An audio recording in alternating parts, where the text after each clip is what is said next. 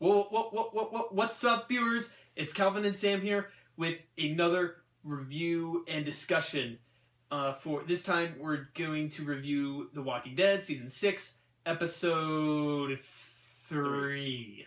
Yeah, Episode 3. So, let's get our timer started. And then we'll get off on it. Spoilers ahead, especially this episode. Yeah. This episode, big spoilers if you haven't even heard about gigantic. it. Yeah, I mean, I don't know. Yeah. Anyways, let's just get started. I'll start with it. Okay, so if you haven't heard, Glenn is dead with a question mark. Glenn is dead.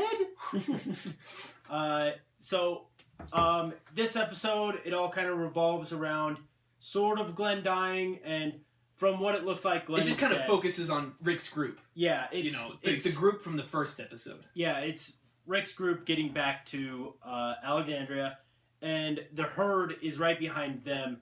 And so, at the beginning of the episode, Rick kind of leaves to get into the RV and try and draw the herd off that has split off towards Alexandria. Oh yeah, to draw them back towards the herd. And in this time, Glenn is in charge of the rest of the group, Glenn and Michonne. And Glenn basically, they get to a small city or whatever, and a town.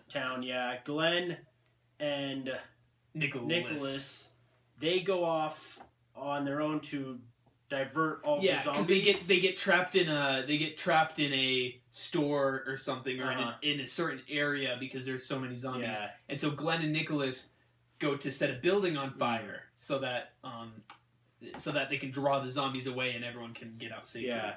And so while Glenn and Nicholas are running to this building, they find that the building is already burned down, and then the herd finally catches up to him and basically corners Glenn and Nicholas, and they hop on top of a dumpster at the end of an alley. Basically, Nicholas kills himself, saying thank you for making him realize that he could be braver, I guess. He says that to Glenn, I think he was saying thank you, as in he because Glenn let Nicholas try to redeem himself. Yeah, I think that too. Yeah. Shoots himself, and his body sort of falls on Glenn or something. Yeah, Glenn kind of falls towards Glenn, so Glenn. They just fall off together, and the scene we see is the zombies just tearing at Glenn's body. At least that's what it looks like. It looks like they are eating Glenn because it has blood coming out all over him. But I mean, there is a big debate about whether or not he's actually dead. Mm-hmm. And while I feel like there are some, just drop that. There are some, what's the word? Legitimate arguments against him dying. Mm-hmm. I feel like if he were to come back and be not dead, I feel like in whatever way it would kind of be unconvincing. Just kind of as much as I don't want him to die, I think really a lot of people are just basing their judgments off of, first of all, there's very small ways he could get out, and because people don't want Glenn to die, they want to come up with any way to say that he's not dead because it may have not been shot the best way to prove that he really is dead. And people have seen that he's in later episodes, but that could just be flashbacks or hallucinations or anything. Or it could just be wrong. Yeah, exactly. I also there was also people saying that he wasn't usually when a character dies on The Talking Dead, which is a kind of podcast that the cast and creators do after each episode. Usually when a character dies, they kind of have a big kind of farewell thing on Talking Dead, and people were saying that Glenn didn't have that on Talking Dead, so he must not be dead. Mm-hmm. Talking Dead, not be dead.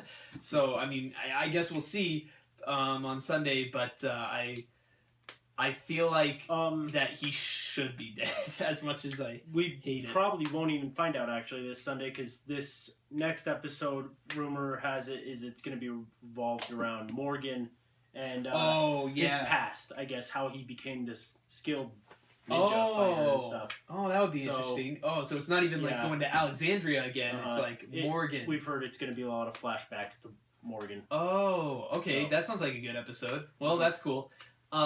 So yeah, Glenn, I honestly think it's heads or tails. Yeah. I mean, I don't wish he was dead, but I feel like if he's not dead, I'm gonna say 80% he's dead.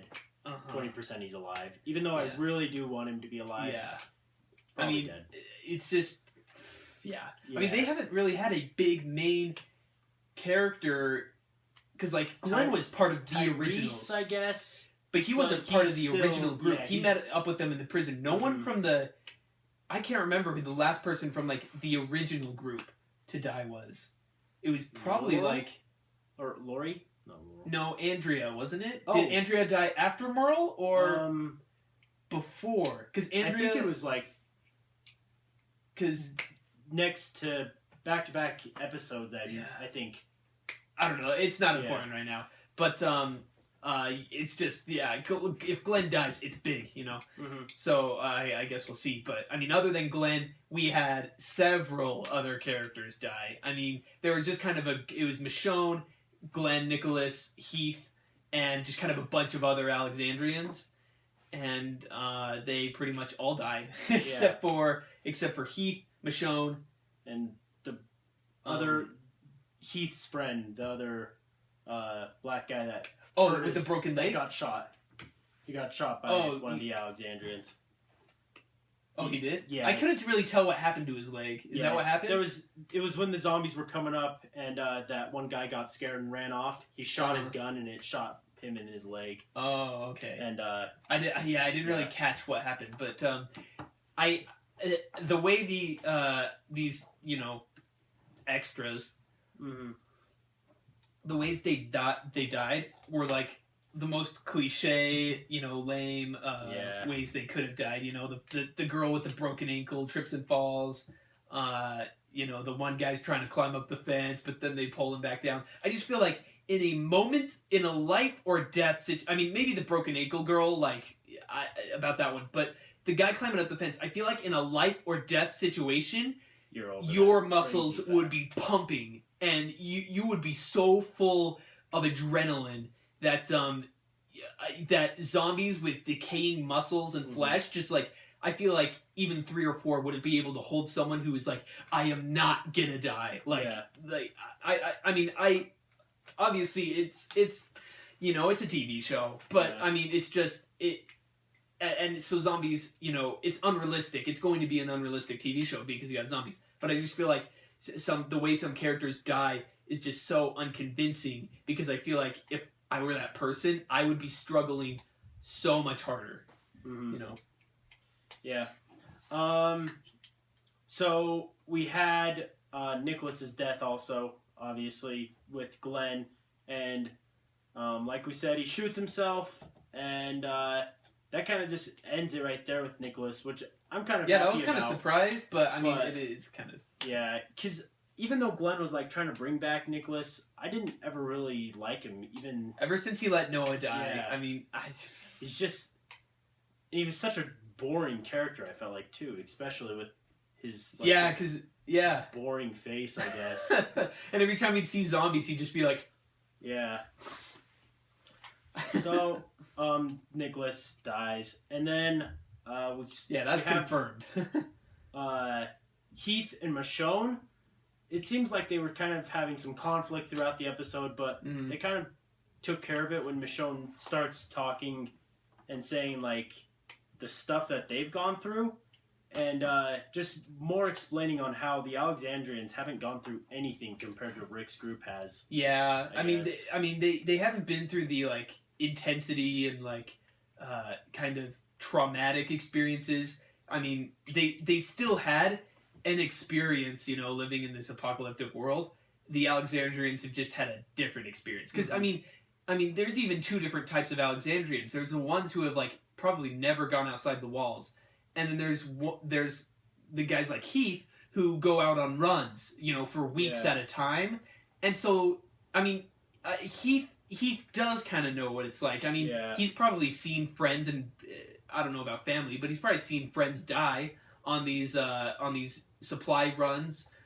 He's probably been in traumatic situations before, but it's just that Rick's group was just more exposed to these things since they didn't have a home like they've had to deal with the a lot Alexandrians. of humans too. I don't think the Alexandrians have had to deal with too many humans. They didn't really have any human conflict Yeah. until the wolves came.